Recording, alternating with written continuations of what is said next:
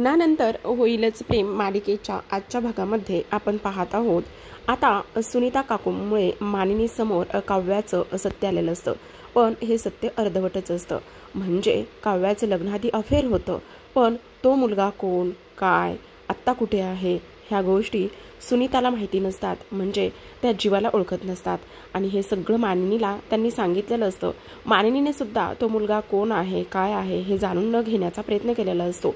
सुरुवातीला तर इथे मानिनीने तिच्यावर विश्वास ठेवलेला असतो, पण इथे सुनीताने अगदीच सगळं ए टू झेड सांगितल्यानंतर इथे मात्र मानिनीने सुनीतावर विश्वास ठेवलेला असतो आणि त्या बदल्यातच आता मानिनी काव्याला इकडे जाब विचारणार असतं आणि त्यामुळे आजच्या व्हिडिओमध्ये आपल्याला ह्या सगळ्या गोष्टी इथे पाहायच्या आहेत। त्याचबरोबर आता काव्यासोबत मानिनी कशी वागेल, काय करेल आणि सगळ्यात महत्त्वाचं म्हणजेच की तो मुलगा दुसरा तिसरा कोणीही नसून इथे जीवाच असेल का हे मानिनीला समजेल की नाही हे आपण पाहूयात। तर आता इकडे सुनीता म्हणत असते आपण कुठेतरी भेटलोय, पण काव्या म्हणते नाही। पण इकडे मानिनी म्हणते की मला तू आत्ताच इथे लग्न झाल्यावर एवढ्या वर्षांनी भेटलेस आणि माझ्या सुनीला कशी भेटली असतील, तर मी देवा लावून येते, उगाचच तू नाही नाही मनात ते विचार आणू नकोस। तर आता मानिनी देवाचा दिवा लावायला जाते आणि तेवढ्यात पुन्हा सुनीता तिथे येते। ती म्हणत असते नाही मानिनी, माझा विश्वास आहे आणि मला खात्री आहे माझ्या कॅफेमध्ये खूप सारे कस्टमर येतात, पण सगळ्यात महत्त्वाची गोष्ट ही तुझी सून आहे ना, तिचं लग्नाआधी नक्कीच अफेअर सुरू होतं, मला चांगलं आठवतंय। आणि तेव्हा सुनीता जेव्हा इथे जीवा आणि त्यासोबत काव्या कॅफेमध्ये जायचे आणि कॅफेमध्ये गेल्यानंतर इथे जो काही जीवा आहे तो नेहमीच तिथे असायचा आणि तो काव्याला नेहमी इथे मनवायचा प्रयत्न करायचा, दोघांची नेहमी कुरघोडी चालूच असायची। आता काव्या जेव्हा इकडे सुनीताकडे गेलेली होती आणि तेव्हाच सुनीताने एक कॉम्प्लिमेंट केली होती की तुम्हा दोघांची जोडी कमाल आहे, तू त्या मुलाबरोबर खूप छान दिसतेस। आणि त्याचसोबत इथे काव्याने थँक्स फॉर द कॉम्प्लिमेंट असं सुद्धा म्हटलेलं असतं। काय कमाल दिसत होती ना काव्या खरंच। आणि तेव्हा इथे तुला तो मनवण्यासाठी आणि त्याचबरोबर खूप काय काय करतोय ग। तेव्हा आता काव्या तुम्हा दोघांची जोडी आणि त्याचबरोबर तो तुझा हस्बंड आहे का असं म्हटल्यानंतर काव्या फक्त शांत बसलेली असते। त्यावरून सुनीता असं समजून गेलेली असते की बहुतेक हा हिचा नवराच असावा। आणि हे कसं असते आता जे एजड कपल आहे आणि तेव्हा जे तारुण्य आहे त्यामध्ये खूप काही गोष्टी ते करायचे। आता जीवाने काव्याला मनवण्यासाठी बऱ्याचदा गुलाबाचं फूल असो, बऱ्याच काही गोष्टी असो अशा दिलेल्या असतात आणि तिने त्यांच्या इथे जे काम करणारे नोकर आहेत त्यांना सुद्धा विचारलेलं असतं आणि त्यावरून एक गोष्ट इथे सुनीताला समजलेली असते की हे नेहमीचंच कपल आहे मॅडम आपलं। खरं पाहायला गेलं तर नेहमीच भांडतात आणि तो मुलगा जो आहे ना तो ह्या मुलीला एफर्ट्स घेण्यासाठी खूप काही काही करतोय। खरं सांगू का, तर ह्यांच्या महिन्याचं जे काही बिल आहे ना ते तर माझ्या पगारात दुप्पट तिप्पट होईल असं आहे बघा, असं ती म्हटलेली असते। आणि तेव्हा इथे आता हे सगळं ह्या पद्धतीने झालेलं असतं आणि इथे सुनीताला हे सगळं काही आठवत असतं आणि त्यामुळेच ती इथे खात्रीने त्या गोष्टी इथे सांगू शकत होती की नाही नाही नाही हिचं नक्कीच बाहेर अफेअर सुरू आहे आणि तिचा तो बॉयफ्रेंड होता की नवरा होता हे माहिती नाही। इकडे आता जी नंदिनी आहे ती इकडे जीवाला खूप शोधाशोध करत असते।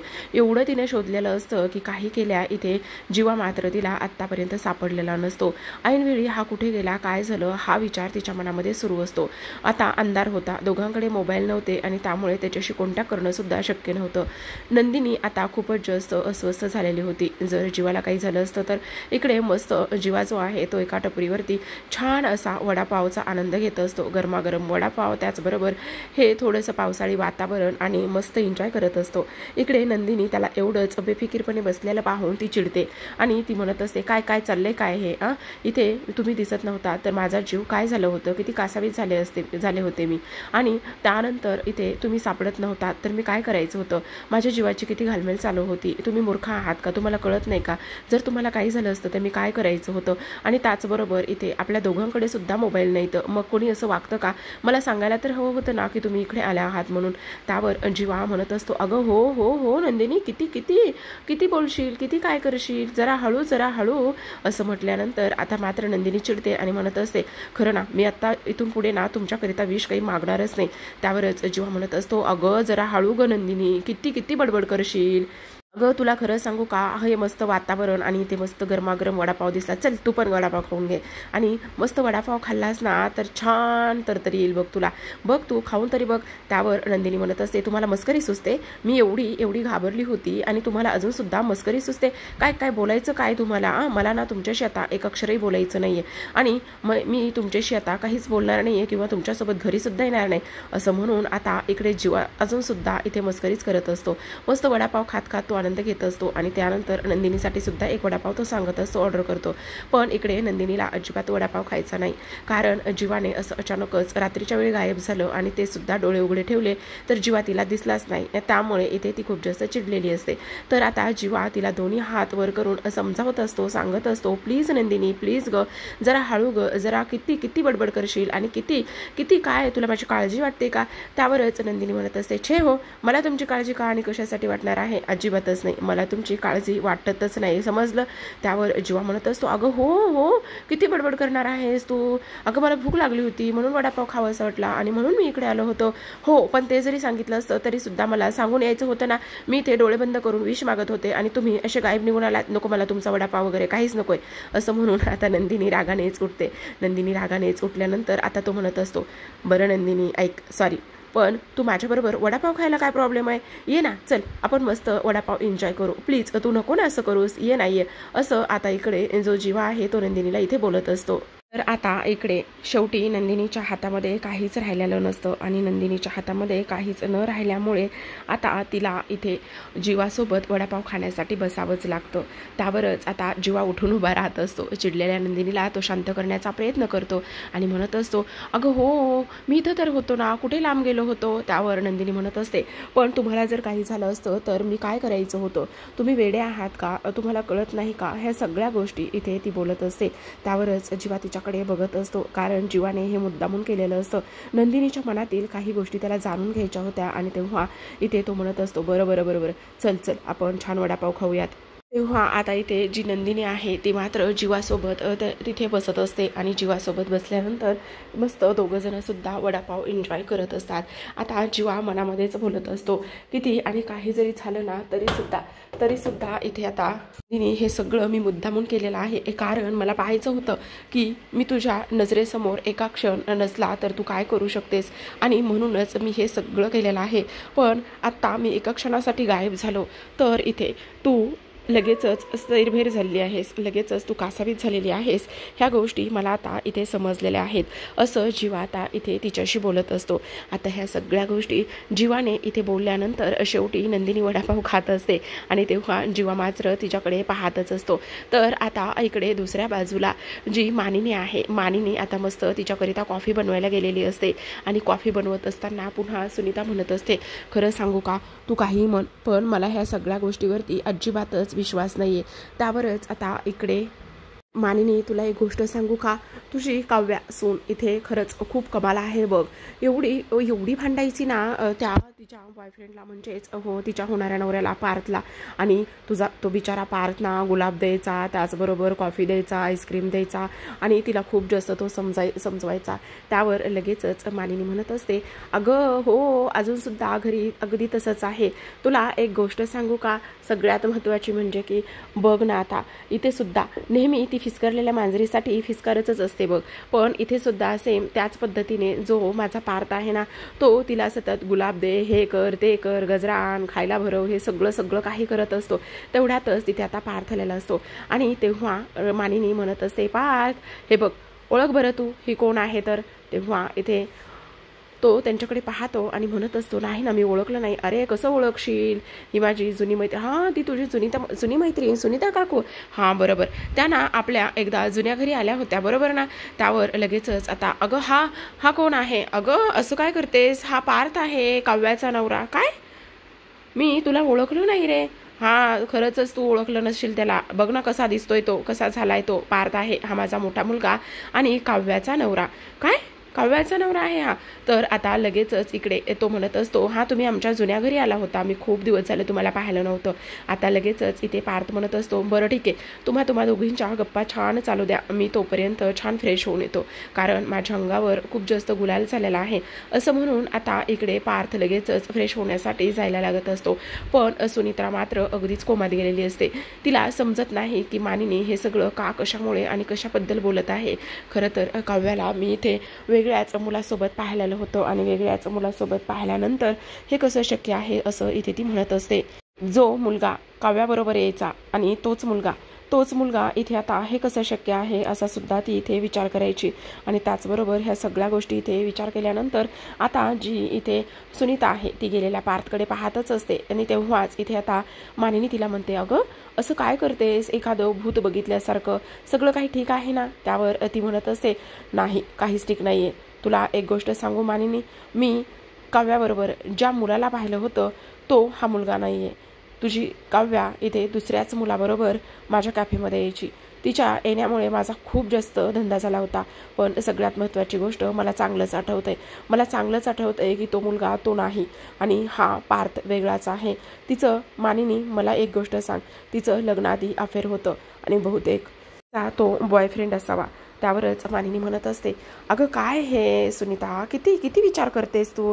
नाही गं, तसं काही नसेल. आणि काव्या माझी सून खूप गोड आहे, गुणी आहे आणि ती असलं कधीच काही करणार नाही असं मानिनी तिला समजावते.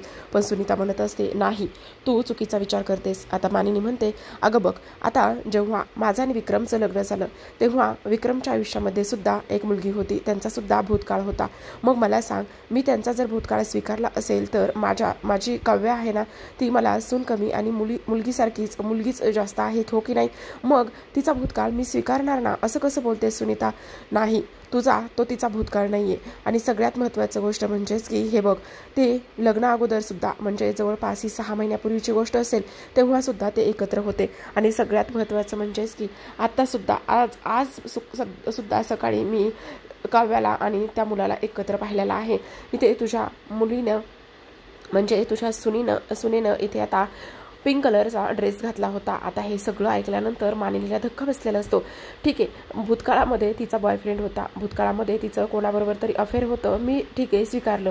पण आत्ता आज सकाळी इथे काव्या त्या मुलाला भेटलेली आहे, हे कसं शक्य आहे? त्यावरच सुनीता म्हणत असते, नाही मानिनी, तू विश्वास ठेवू नकोस तुझ्या सुनेवर, मी स्वतः पाहिलेलं आहे असं आता इथे ती बोलत असते. आता ह्या सगळ्या गोष्टी तिने बोलल्यानंतर इथे मात्र मानिनीला खूपच मोठा धक्का बसलेला असतो. ती विचार करत असते, हे सगळं काय आहे? आणि त्यानंतरच आता ती म्हणत असते, ठीक आहे मी येते, मला तुझी कॉफी वगैरे काहीच नको आहे, पण मी सांगितल्या गोष्टीवर तू विश्वास ठेव असं इथे ती बोलते. आता लगेचच मानिनी म्हणत असते, ठीक आहे मी देवाचा दिवा लावते. आणि देवाचा दिवा लावायला गेल्यानंतर आता पुन्हा सुनीता तिथे येते आणि सुनीता तिथे आल्यानंतर पुन्हा तिला ती बोलायला लागते. आणि इकडे मात्र मानिनीचा काव्यावर विश्वास असतो. पण इथे सुनीता म्हणत असते, नाही मानिनी, तू मला चुकीचं समजू नकोस, पण मी आज सुद्धा त्या दोघांना एकत्र पाहिलंय आणि त्यांचा भूतकाळ ते विसरलेले नाहीये. तो तुझी सून तुला फसवत आहे, त्याचबरोबर तुझ्या सुनेचं अजून सुद्धा बाहेर अफेअर आहे. मी तुला 100% खात्रीनं सांगते, आज सकाळीच मी त्या दोघांना एकत्र पाहिले, जेव्हा इथे काव्या आणि त्याचबरोबर जीवा रस्त्यावर ताड भांडत होते आणि काव्याच्या हातामध्ये स्कूटी होती. त्याचबरोबर मी त्यांना दुरूनच पाहिलं आणि दुरूनच पाहिल्यानंतर मी एक गोष्टीचा विचार केला, अरे हेच ते कपल आहे जे माझ्या कॅफेमध्ये नेहमी आणि रेग्युलर यायचं. तेव्हा मी तिला गाडीतूनच शुभेच्छा दिल्या की हे नेहमी कायम स्वरूपी एकत्र राहावेत म्हणून. मी अशी विशेषसुद्धा एक इथे देवाकडे मागितले. मी विसरणार नाही ह्या दोघांना, कारण हे जेव्हा माझ्या कॅफेमध्ये यायचे तेव्हा एक वेगळंच माहोल असायचं. आणि आज सुद्धा मी ह्या दोघांना एकत्र पाहिलं आहे मानिनी. मी तुला खोटं नाही सांगत आहे, मी तुला खरं सांगत आहे. पण आता तो जीवा होता ही गोष्ट मात्र इथे सुनीताने ह्यांना सांगितलेली नसते आणि त्यामुळे मानिनी विचारात गुंतलेली असते की नेमका तो मुलगा कोण असेल, काय असेल. आणि खरंच काव्या आता इथे अजून सुद्धा इथे त्याच मुलाच्या प्रेमात असेल का, अजून सुद्धा ती त्याच गोष्टी इथे करत असेल का, हे सगळं इथे आता मानिनीला आठवत असतं.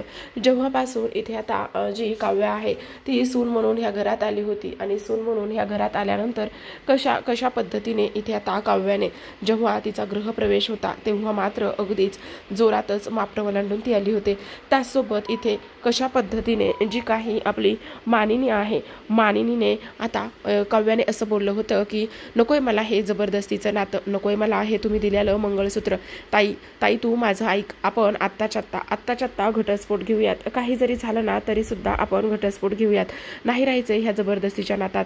इकडे जेव्हा जेव्हा पार्वतीला एक घास भरवायचा तेव्हा सुद्धा काव्या जोरातच त्याच्यावरती ओरडायची आणि जोरातच त्याच्यावरती ओरडल्यानंतर आता इकडे मात्र मानिनीला हे सगळं काही आठवत असतं.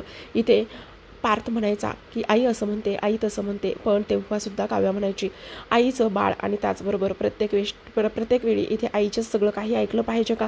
काही गरज नाही आईचं हे सगळ्या काही गोष्टी ऐकण्याची, असं काव्या म्हणायची. आणि त्याचबरोबर नंदिनीला सुद्धा ती म्हणायची नकोय, आपण ह्या नात्यामध्ये जबरदस्तीच्या नात्यामध्ये नाही राहायचं. असं कोणी येईल आणि कोणी आल्यानंतर एका दिवसात इथे माझं आयुष्य बदलून टाकेल, त्यामुळे मला हे नातं नकोय. इकडे मानिनी विचार करत असते तर दूध इथे उतू चाललेलं असतं.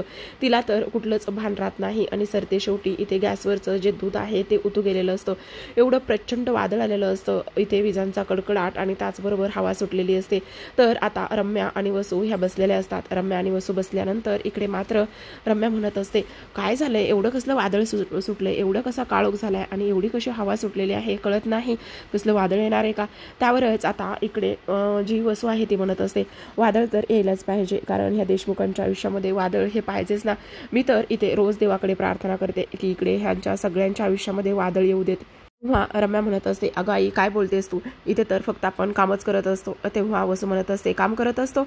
अगं काम करत असताना नेहमी मी यांना शिव्या शाप देते आणि ह्यांना काय वाटतं की हे माझ्याकडून फक्त सहजासहजी कामं करून घेणार आहेत, तर असं अजिबातच नाही. तू बघ त्या इथे नंदिनी आणि त्याचबरोबर जीवाला त्यांनी आनंद निवासमध्ये इथे जो गणपती साजरा केलाय ना, तर त्यांना असं वाटतंय का की त्यांनी गणपती साजरा केलाय आणि ते फक्त आनंदी होणार आहेत? तेव्हा इथे बघ मी एक त्यांचा व्हिडिओ शूट केलेला आहे आणि त्यांचा व्हिडिओ शूट केल्यानंतर बघ त्यांना फक्त ते वरवरून आनंदी आहेत. हा व्हिडिओ तू इथे बघ आणि ह्या व्हिडिओमध्ये असं समजेल तुला की आता काही जरी झालं ना तरी सुद्धा इथे जो काही जीवा आणि नंदिनी ह्यांना मी सुखाने जगू देणार नाही. त्या नंदिनीला तर नाहीच नाही. तिने मला मोलकरीण बनवलंय, तिने मला असे कपडे घालण्यासाठी भाग पाडले. एक ना एक दिवस मी तो बदला घेणारच, एक ना एक दिवस मी नंदिनीला चांगला धडा शिकवणारच, असं आता मानी इथे वसू रम्याला सांगत असते. त्यावरच आता रम्या म्हणत असते अगं आई सगळं खरे, पण तू नेमकं काय करणार आहेस आणि ह्या सगळ्या गोष्टी तू कशाबद्दल बोलत आहेस? पण आता ती म्हणत असते तू बघ ना, तू बघच आता मी सगळं काही कसं करते, काय करते. काही जरी झालं ना तरी सुद्धा इथे मी म्हणेल त्याच गोष्टी इथे होणार आहेत. एकदा ना त्या नंदिनीचं बघ इथं एकदा ना माझ्या हातून वाटोळं झालं ना तेव्हाच माझ्या जीवाला इथे शांतता मिळणार आहे. तिला असं वाटत असेल ना की तिने खूप मोठी बाजी मारलेली आहे, तिला असं वाटत असेल ना तिने हे केलंय तिने ते केलंय, पण हे अजिबात शक्य नाहीये. समजलं तुला? तर इकडे रम्या हे सगळं वसूचं बोलणं ऐकत असते आणि रम्याने हे सगळं वसूचं बोलणं ऐकल्यानंतर तिला सुद्धा खूपच मोठा इथे धक्का बसलेला असतो. काही जरी झालं ना तरी सुद्धा इथे आपण शांत बसायचं नाही, असं सुद्धा आता इथे ती बोलत असते. त्यावरच आता रम्या म्हणत असते अगं पण तू ह्या व्हिडिओचं नेमकं करणार काय आहेस, काय करणार आहे? तू बघ वेळ येऊ दे ना, वेळ आलं की सगळं काही करणार आहे. मला मोलकरीण बनवले, मला हे असे कपडे घालायला दिलेले आहेत आणि त्या नंदिनीमुळे हे सगळ्या काही गोष्टी ते झालेल्या आहेत, असं सुद्धा आता इथे वसू बोलत असते. वसूचं हे बोलणं रम्या ऐकतच असते, कारण वसू आता खूपच जास्त इथे शिगेला पोहोचलेली असते. आणि त्याहून सर्वात महत्त्वाची गोष्ट, ज्या दिवशी तो आश्रमामध्ये आपण पाहिलेला व्हिडिओ होता कोणीतरी काढत होतं, तर ती व्यक्ती दुसरी तिसरी कोणी नसून इथे फक्त आणि फक्त वसू होती, हे आता आपल्याला इथे कळालेलं आहे.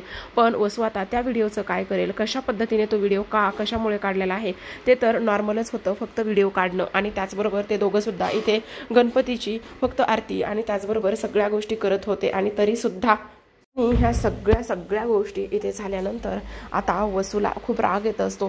ती इथे नंदिनीला इथे बदनाम करण्यासाठी आणि त्याचबरोबर आता काही जरी झालं तरी सुद्धा ह्या नंदिनीच्या आयुष्यात मी अजिबात आनंद येऊ देणार नाही, असं इथे ती बोलत असते. तर आता इकडे काव्या फ्रेश होण्यासाठी आरशासमोर उभी असते आणि तेव्हा इथे गुरुजींचे ते शब्द तिला आठवत असतात. कशा पद्धतीने गुरुजी बोलले होते, नशिबाचे फासे उलटे पडणार आहेत, जे भूतकाळात लपून ठेवलेल्या गोष्टी आहेत त्या आता समोर येणार आहेत. त्यावर काव्या म्हणत असते विसर्जन झालं, सगळं झालं, पण आत्तापर्यंत तसं काहीच घडलं नाही. ना कोणाशी वाद झाला, ना कोणी मला उलट प्रश्न विचारले. पार्थ म्हणत होते की नाही, गुरुजींनी केलेले बाकीत सगळं काही खरे होतात, पण असं काहीच झालं नाही. आणि त्याचबरोबर सगळ्यात महत्त्वाची गोष्ट म्हणजेच की इथे हे सगळं काय होणार आहे काय नाही हे तर मला इथे अजिबातच समजत नाही, असं सुद्धा आता इथे जी काव्या आहे ती इथे आरशासमोर उभी राहून बोलत असते. त्याचबरोबर असू देत, ह्या सगळ्या गोष्टीला मीच कदाचित अपवाद असावी आणि ह्या सगळ्या गोष्टीमधून मीच कदाचित वगळली गेलेली असावी असं आता इथे काव्या आरशासमोर उभी राहून बोलत असते.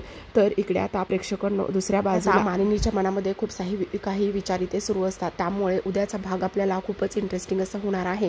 इथे आता मानिनी काव्यासमोर येऊन उभी राहते आणि जे दागिने इथे तिला घालायला दिलेले असतात ते दागिने काढून ती आता मानिनीच्या हातामध्ये देत असते आणि लगेचच मंगळसूत्र काढण्यासाठी सुद्धा प्रयत्न करत असते, जेणेकरून तिला फ्रेश व्हायचं असतं. आता मानिनी तिला म्हणत असते, मंगळसूत्र काढण्याची खूपच घाई आहे वाटतं काव्या तुला, आणि एक गोष्ट मला सांग, इथे लग्नाआधी तुझं अफेअर होतं आणि अजूनसुद्धा तुझं ते अफेअर सुरू आहे काय काव्या, बरोबर आहे ना? तुझा भूतकाळ अजूनसुद्धा इथे तुझ्या आयुष्यात, माझ्या पार्थच्या आयुष्यात आहे, बरोबर आहे का काव्या, की तुझं इथे अफेअर होतं आणि अजूनसुद्धा ते तुझं अफेअर इथे सुरू आहे. ह्या गोष्टी जेव्हा काव्या इथे मानिनीच्या तोंडून ऐकते तेव्हा मात्र काव्याला खूपच मोठा धक्का इथे बसलेला असतो. आणि त्याचबरोबर आत्तापर्यंत तिला असं वाटत होतं की नाही, गुरुजींनी केलेले बाकी ते काही खरे होणार नाहीत आणि आज दिवसभरात काहीच नाही झालेलं. सर ते शेवटी दिवस सरायच्या अगोदर, इथे रात्र होण्याच्या अगोदरच मानिनीला सगळं समजलेलं असतं आणि मानिनीने आता काव्याला या सगळ्या गोष्टी इथे सांगितलेल्या असतात. तर आता प्रेक्षकांनो ह्या सगळ्या गोष्टींचं इथे कशा पद्धतीने सामोरी जाईल काव्या आणि काय उत्तर देईल हे पाहणं खूपच इंटरेस्टिंग आणि रंजक असणार आहे. तर पाहत रहा लग्नानंतर होईलच प्रेम या मालिकेचे छान छान भाग. भेटूयात पुढील भागामध्ये. तोपर्यंत धन्यवाद.